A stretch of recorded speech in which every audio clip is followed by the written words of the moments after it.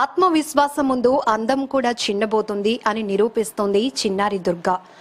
ప్రస్తుతం Durga hidden sprouts special స్కూల్లో చదువుతోంది. పుట్టుకతోనే సోరియాసిస్తో తను కష్టపడుతూ తల్లిదండ్రులకు కన్నీళ్లు పెట్టించిన దుర్గ లాంటి పరిస్థితి మరొకరికైతే రాకూడదు. ప్రస్తుతం మనం దుర్గా ఇంటికి వచ్చాం. దుర్గ పరిస్థితి ఎందుకు అలా ఉంది, ట్రీట్మెంట్ చేసినా కూడా ఆమెలో ఎందుకు మార్పు రాలేదు, ఈ కష్టం జీవితాంతం ఉండాల్సిందేనా, ఈ వివరాలన్నీ అడిగి తెలుసుకుందాం. హాయ్ దుర్గా. హాయ్ అక్క. బాగున్నావా? బాగున్నానక్క. ఏంటి బాగా చదువుతున్నావు? మరి చాలా టిక్ టాక్ లో నువ్వు బాగా ఫేమస్, ఫాలోయింగ్ మామూలుగా లేదు కదా. నీకు బాగా ఏంటి ఇంట్రెస్ట్? ఇంట్రెస్ట్ అంటే ఎక్కువ రామ్ ప్రసాద్ గారితో ఒక స్కిట్ చేయాలని, డ్రామా జూనియర్స్లో అంటే నా టాలెంట్ నేను నిరూపించుకోవాలని అదొక గోల్ అక్క. ఎందుకు జబర్దస్త్లో చాలా మంది ఆర్టిస్టులు ఉన్నారు కదా, రామ్ ప్రసాద్ గారు ఎందుకు నీకు పరిచయమా? ఒకసారి మా స్కూల్కి వచ్చారు, నన్ను అడిగారు వస్తావా అని. అప్పుడు నాకు భయం వేసింది, అంటే బాగా పరిచయం ఉంది కదా, అతనంటే నాకు చాలా ఇష్టం.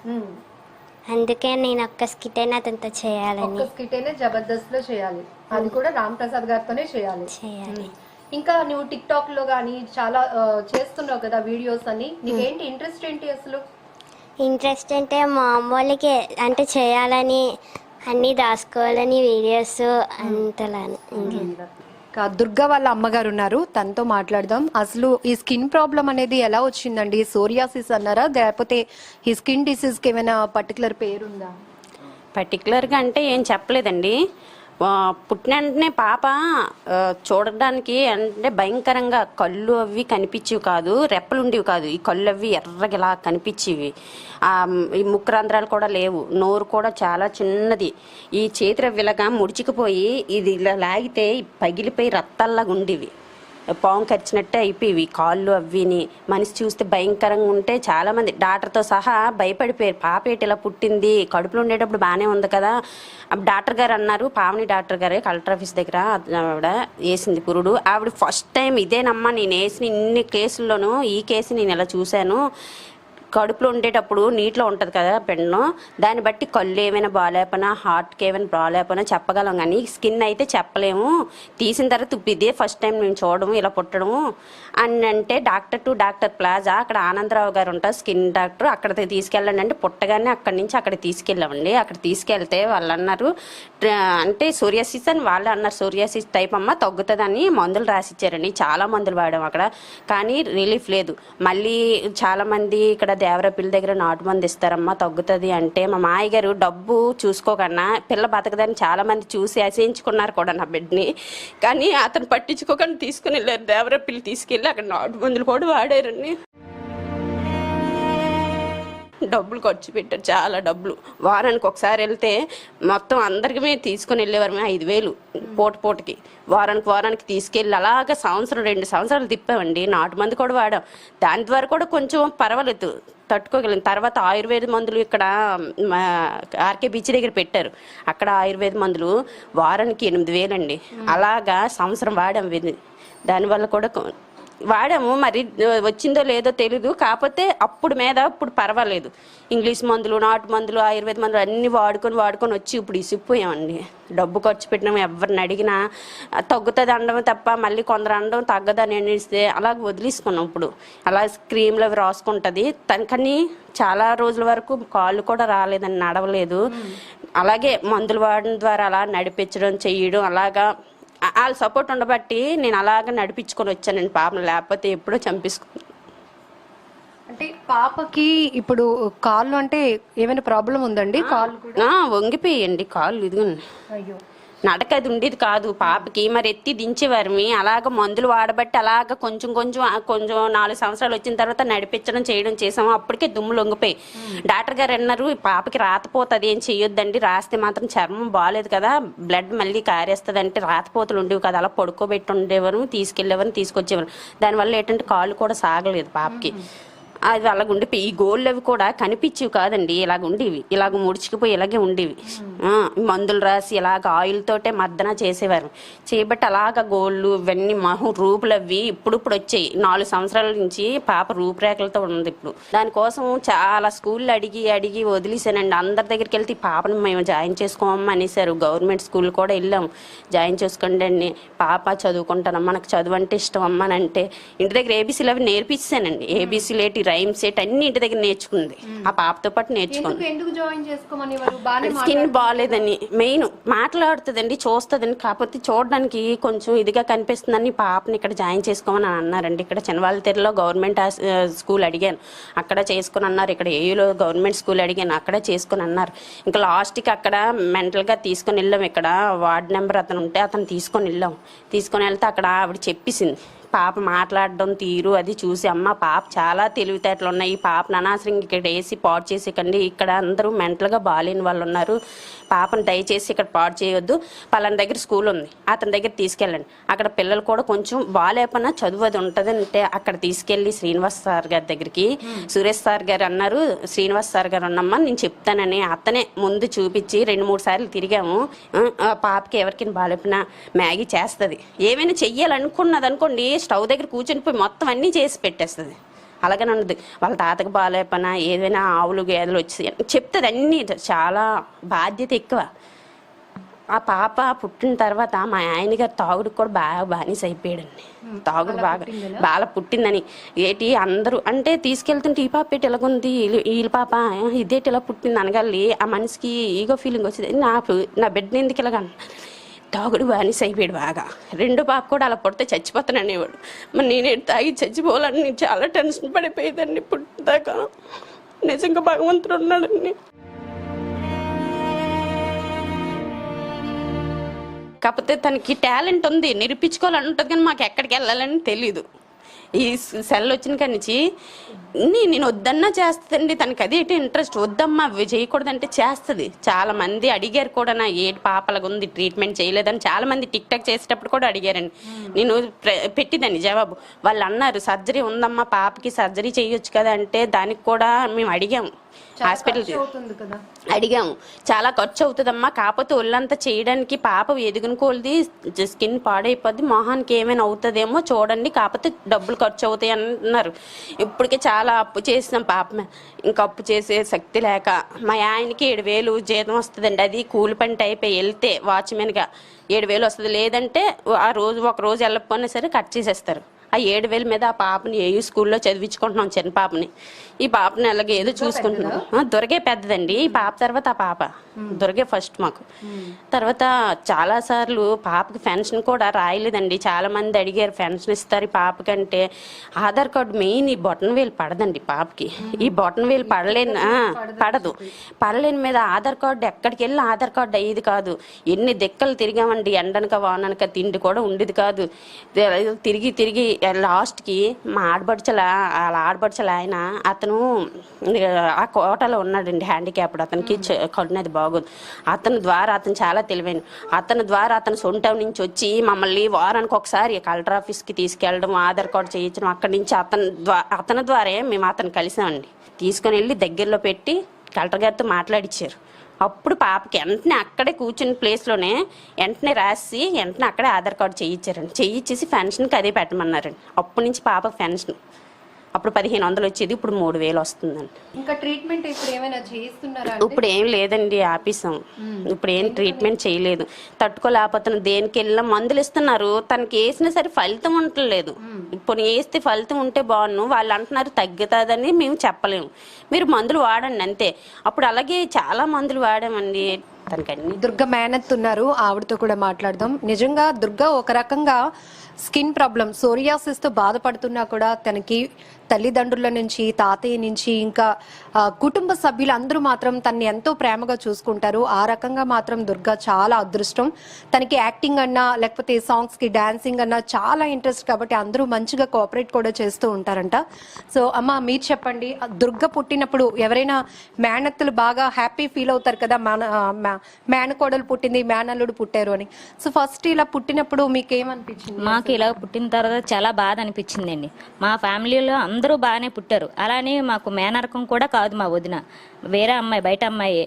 కానీ తన పుట్టడంతో మాకే బుర్ర పనిచేయలేదండి. ఏటి ఇలా పుట్టింది ఏటి, మాకు అందరూ చూసి భయపడిపోయేవారు. ఏటి ఈ పాప ఇలా పుట్టింది, ఈ పిల్ల బతుకుతుందా బతకదు అన్నట్టుగా మాకు కొంత చాలా భయపెట్టేవారండి.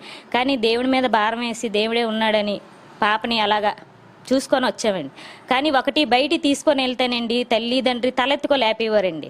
మేము అలా అని ఫ్యామిలీ అందరం కలిసి వెళ్ళేవారు. ఏదైనా ఎక్కడికి వెళ్ళాలన్నా, ఏ షాప్కి వెళ్ళాలన్నా ఏదన్నా కలిసి వెళ్ళేవారు అండి. కానీ తను చూసి వాళ్ళు బయట వాళ్ళు ఏటి ఇలా ఉంది అనేసరికి వాళ్ళ నాన్నలమ్మ చాలా బాధపడేవారండి. ఆ నరకం అయితే మేము చూడలేకపోయేవారు. ఏటి తను ఇలా ఉంది. ఈ రెండొంతులు మా అన్నయ్య అయితే బాగా తాగుడు బానిస అయిపోయాడండి పాప వల్ల. కానీ ఎవ్వరు మా ఫ్యామిలీలో అలా అని ఎవ్వరూ ఎత్తి దించలేదండి. పాపని శుభ్రంగా చూసుకునేవారు. అంటే అది పట్టుకుంటే అంటుకుంటుందేమన్నట్టు కూడా ఎవ్వరు, అన్నీలే కానీ వదినలే కానీ తమ్ముళ్ళే కానీ చెల్లెళ్ళే కానీ, అంటే చిన్న పెదనాన్న పిల్లలమేండి మేము. ఏటి ఎవ్వరు తను అసహించుకోలేదు. కానీ అందరూ మాకు సపోర్టింగ్ చేసేవారండి. పాప ఇలా ఉంది, మనమే, వాళ్ళిద్దరూ తట్టుకోలేకపోతున్నారు కదా, మనమే చూడాలి అన్నట్టుగా. ఆ టైంకి అవ్వకపోయినా కూడా మేము వాళ్ళ గురించనే వెళ్ళేవారం అండి ప్రత్యేకంగా. అంటే మా అన్నయ్య మా వదిన బాధపడకూడదు, పిల్లల్ని చూసి ఎవరు ఏమీ అనకూడదు అనేటట్టుగా మేమే ఎత్తుకొని తిప్పేవారు అండి. కేవలం ఇంకా ట్రీట్మెంట్ అయితే అమ్మాయికి అందాలేండి. కానీ ఏంటి పరిస్థితి, మాకు ఆర్థిక పరిస్థితి చేయలేమండి. మా నాన్నగారు అప్పుడు సర్వీస్లో ఉండేవారు, చేసేవారండి. ఇప్పుడు రిటైర్మెంట్ అయిపోయారండి. 15,000 ఫంక్షన్ వస్తుందండి. 15,000 ఫంక్షన్ తోటి ఆ తల్లి అరుగురు బతుకుతారండి. మా పెద్ద చిన్ననికేం జాబ్ కాదండి, మామూలుగా వాచ్మెన్ కింద చేస్తాడండి. 7,000 వెళ్తే వస్తుంది, లేకపోతే లేదండి. ఇద్దరు ఆడపిల్లలు. ఇప్పటికీ అతనికి మా నాన్నగారికి హెల్త్ బాగాలేకపోయినా కూడా వాళ్ళ గురించి ఇప్పటికీ కష్టపడుతున్నారు. వాళ్ళు పిల్లలతో ఎలా, ఇద్దరు ఆడపిల్లలు ఏటి, వాళ్ళ భవిష్యత్తు ఏటి అని అన్నట్టుగా ఇప్పటికీ అతనికైతే ఆరోగ్యం అయితే బాగాలేదండి. ఏదైనా చెయ్యాలి అనుకుంటే ఎవరి వల్లైనా అవకాశం ఉంటే చేస్తే, అంతకంటే తనకి మించింది ఏం లేదండి. కానీ ఎవరైనా పుట్టిన తర్వాత ఎత్తుకోవడానికి కూడా భయపడిపోయేవారండి. తన పుట్టుక ఒక భయంకరం అనేది ఉండేదండి ప్రపంచానికి. ఎక్కడ తీసుకెళ్లాలన్నా అదేటి అలాగా పులి చర్మం, పాము చర్మం, ఆ 2 రూపులే ఉండేవండి పిల్లకి మాత్రం. ఎవరైనా భయపడిపోయేవారు. కానీ ఇక్కడికి అక్కడికి ఎవరన్నది వెనకాడకంట తీసుకెళ్ళి చేసామండి. ఇప్పటికీ తనగలగ ఉన్నదండి. అప్పటికి ఇప్పటికైతే కొంచెం మార్పు వచ్చింది. ట్రీట్మెంట్ చేస్తే ఇంకా బాగుంటుంది, కానీ మాకు స్థామిత లేక చేయలేకపోతున్నామండి. దుర్గా తాతయ్య గారు ఉన్నారు. దుర్గా ట్రీట్మెంట్ విషయంలో ఆయన సపోర్ట్ చాలా ఎక్కువ. అలాగే కొడుకుని కోడల్ని ఓదార్చే విషయంలో కూడా ఆయన చాలా సపోర్ట్గా ఉండేవారు. అసలు దుర్గా గురించి ఉన్న పరిస్థితుల గురించి అడుగుతారు. అసలు మీ మనవరాలు గారికి ట్రీట్మెంట్ ఎలా జరిగిందండి? అమ్మా, పిల్ల చాలా ఆరోగ్యంగా ఆరోగ్యం తప్పిపోయి పుట్టింది. ఆ పుట్టిన వెంటనే వాళ్ళు భయం పడిపోయారు. నాకు చేతనైన వరకు అప్పులయ్యి చేసి ఆ పిల్లని తేలదీసి ఇప్పుడు వరకు చూసుకొచ్చాను. ఇంకా నా వల్ల కాక పిల్లని ఇడిచిపెట్టాను. పుట్టిన దగ్గర అంతా అప్పులు చేయిస్తాను. అప్పులలో ఇంటి మీదకి వస్తున్నారు. ఇంకెక్కడ అప్పు చేస్తానని చెప్పేసి నేను ఇంకా స్టేట్మెంట్ మానేశానమ్మా. ఇప్పటికే నాకు 5-6 లక్షలు అయిందమ్మా పిల్ల వల్ల. ఇంకెవరు ఇస్తారో అప్పు? ఇన్నాళ్ళంటే ఎవరైనా ఉద్యోగంలో ఉండేటప్పుడు అప్పు ఇచ్చేవారు. ఇప్పుడు ఎక్కడికి వెళ్ళి ఎవరు అప్పు ఇవ్వడం లేదు. అందువల్ల ఈ పిల్ల ఆరోగ్యం ఇంకెలాగ వదిలేశాను. చేస్తే బాగుంటుంది అని చెప్పేసి అందరూ చెప్తున్నారు. కానీ అక్కడ ముందు ట్రీట్మెంట్ చేసిన తర్వాత మీ మనవరాల్లో మార్పు అన్ని కనిపించిందండి. అప్పుడు వరకు నటక లేదు, కంటి చూపు లేదు, ముక్కు రంధ్రాలు లేవు, కంటి రెప్పలు లేవు, సొవ్వుకి రంధ్రాలు లేవు. ఈ స్టేట్మెంట్లు అన్నీ చేసి నేటివ్ వైద్యం చేయించాను. ఇంగ్లీష్ మందులన్నీ ఓడిన తర్వాత కొద్దిగా నయం అయింది. ఇప్పుడు అయితే తెలివితేటలుగానే ఉంది, కానీ ఆ స్కిన్ ఇప్పటికీ అలాగే ఉంది, ఏం బాగోవడం లేదు. వాళ్ళ తల్లిదండ్రులు చాలా బాధపడుతున్నారు. వీళ్ళందరినీ పోషించుకురాబోతేప్పటికీ వాళ్ళ నాన్నగా ఉద్యోగం లేదు, వెళ్తే కూలి లేకపోతే లేదు. ఇంకా నేను ఇంకెంతగానే అప్పులు చేయగలను? ఆ పిల్లని అందు గురించే ఇడిచిపెట్టాను, ఇంకా మందులు వాటికి వాడలేక. ఏమైనా ఎవరైనా దయ కలిగి ఏమైనా సర్దుకొని పిల్ల బాగు చేస్తామంటే ఇంకా నాకు మరీ సంతోషం. దుర్గా, ఇంకా నీకు ఏమి ఇష్టం? నేను బొమ్మలు కూడా చేస్తాను అక్క. స్కూల్లో నాకు బొమ్మలు న్యూస్ పేపర్తో చేయడం నేర్పించారు. ఇదిగో ఇవి ఇవి ఓ నువ్వు చేసినవేనా? Flower vase. దుర్గలో మల్టీ టాలెంట్ అన్నమాట. డాన్స్ వచ్చు, బొమ్మలు చేస్తుంది, చక్కగా చదువుతుంటది, గుడ్ గర్ల్. ఇంకా ఇంకేంటి నీకు ఇంకెవరు ఇష్టం? తర్వాత మా అమ్మ ఇష్టం నాకు. మా అమ్మ నాకు సాంగ్ కూడా నాకు వచ్చు, నేర్చుకున్నా. ఓ అమ్మ గురించి పాట కూడా నేర్చుకున్నావా? మా అమ్మే నేర్పించింది. మమ్మీ నేర్పించారా? పాడు. సృష్టికి జీవం పోసినది రెండక్షరాల ప్రేమ, నీ గర్భగుడిలో పురుడోసుకున్నదే మానవ చిరునామా. అమ్మా అమ్మా అమ్మా అమ్మా, సకల చరాచర జీవజాతులలో కొలువు తీరినది నీ రూపం, నీ చనుబానతో అనురాగం పంచే అమ్మతనం నీ జన్మ గుణం. చాలా బాగా పాడావు. చాలా పెద్ద పాట, బాగా గుర్తుందే నీకు? నాకైతే మా ఫ్యామిలీలో అందరికన్నా మా తాత అంటేనే చాలా ఇష్టం. అంటే తాత నాకు తినాలి అనిపిస్తుంది అంటే అస్సలు అంతలాగా అమ్మ నీకు ఏడు కాలుస్తుంది అది కొనుక్కో అని డబ్బులు ఇస్తాడు. ఇప్పుడు ఏదైనా తప్పు చేశాను అనుకో, ఎప్పుడైనా ఒక్క తిట్టే కానీ ఎప్పుడు కొట్టడు. తప్పంటే అలా చేస్తావు బాగా? అంటే మధ్యాహ్నం వరకు తినకన్నా కింద నాడితే తిడతాడు పిలిచి. ఇంతకుముందు నేను చిన్న హాస్పిటల్కి వెళ్ళేదాన్ని, అంటే అమ్మ నేను వెళ్ళేవాళ్ళం పెన్షన్ తీసుకోవడానికని. వెళ్తేమో నాకు అనిపించింది అమ్మ తాతకి ఏదో ఒక్కటి కొందామమ్మా అని. అమ్మటి కోను నీ ఇష్టమని అమ్మ డబ్బులు ఇచ్చేది. తాత బాదం మిల్క్ అంటే ఎవరు తెచ్చారు అని నా ఫస్ట్ నేను తెచ్చానంటే ఎంత ఆనందంగా ఫీల్ అవుతాడు. అబ్బో, అంటే నీ పెన్షన్ తో మీ తాతగారికి బాదం మిల్క్ తెచ్చావు. ఇప్పుడు కూడా తను ఏదైనా చేసి మా తాతకి సాయం చేయాలని ఆశ ఉంటుందండి పాపకి. నేను ఏదైనా టాలెంట్ ప్రూవ్ చేసుకొని మీకు ఎవరికైనా సాయం చెయ్యాలి, ఇంత డబ్బులు పెట్టారు కదా నా మీద, నా టాలెంట్ ప్రూవ్ చేసి నేను సంపాదించి మీకు పెడితే నేను చూడాలని నాకు ఆశ ఉంటుందని అంటదండి. దుర్గా, అమ్మా నాన్న సపోర్ట్ అయితే మీ తాతగారు మీ మేనత్త అందరూ సపోర్ట్ ఉంది. మీ నాన్నగారు కొంచెం నువ్వు ఇలా ఉన్నావని బాధపడేవారు కదా, మరి నాన్నకి ఏమైనా చెప్పేవి దానివా నువ్వు? నేనెంత డాడీ అయితే ఎక్కువ బయటకంటే అంతగా ఏమనేవారు కాదు. ఇలా డాడీ కూడా బాగా చూసుకుంటారు. నేనైతే డబ్బులు లేకపోయినా ఏదో ఒకటి తెస్తారు. నేను చెప్పేదాన్ని, నాన్న నేను ఇలా ఉన్నానని బాధపడకు అని అలా చెప్పేదాన్ని అని చెప్పి. నేను ఎప్పుడు చెప్పేదాన్ని, నేను ఇలా ఉన్నానని బాధపడకు డాడీ అని చెప్పేదాన్ని. ఇన్ని బాధల్లో కూడా మా పాప కోసం ఒకటి చెప్పాలండి. అంటే పాపకి పెన్షన్ 3000 వస్తుందండి. అందులో నాకు పెన్షన్ రాగల నాకు 100 రూపాయలు ఇచ్చి నేను దాచుకుంటాను అనేది దాచుకొని ఆ నెలలోని ఎవరిదైనా ఫంక్షన్ అయినా, పుట్టినరోజు అయినా, వాళ్ళ అత్తదే కాదు, పిల్లలదే కాదు, చెల్లెలదే కాదు, ఎవరిదైనా వాళ్ళ డాడీతో సహా అది సర్ప్రైజ్ అండి. గిఫ్ట్ కొనేసి తెస్తుంది, గాల్ షాప్కి వెళ్ళిపోద్ది, తనకు నచ్చిన గిఫ్ట్ తెచ్చి సర్ప్రైజ్ ఆ రోజు తీసి చూపిస్తుంది ఇది కొన్నాను అని. అంతేగాని వృధాగా ఖర్చు పెట్టదు. ఏ డబ్బులైనా వాళ్ళ తాత ఇస్తాడండి దాచుకోమని, అతను ఫ్రెండ్స్ అందరికెళ్ళి అతను ఇస్తాడు 100-200, అవి దాచుకొని అలాగే కొంటదండి. ఆ విషయంలో మాత్రం చాలా కేరింగ్గా ఉంటుంది. అంటే మా వాళ్ళు ఇలా చూసుకోవాలి అనే మా పట్టుదల ఉంటుందండి మా పాపకి. నిజంగా అందులో చాలా అదృష్టవంతురాలు నేను. ఇంకా ఇంతకన్నా నేను చెప్పలేను. ఏమైనా అవకాశం ఉంటే ఇస్తారని మా పాపకి ఆశిస్తున్నాను. టాలెంట్ని ప్రూవ్ చేసుకుంటుంది. చాలా టాలెంట్ ఉంది. దయించి ఎవరైనా ఉంటే ట్రీట్మెంట్కి తను టాలెంట్కి కొంచెం సహాయం చేస్తారని ఆశిస్తున్నాను.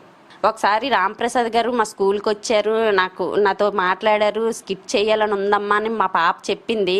మరి అడగొచ్చు కదంటే అతను అడిగారు, కానీ నాకు భయం వేసిందమ్మా.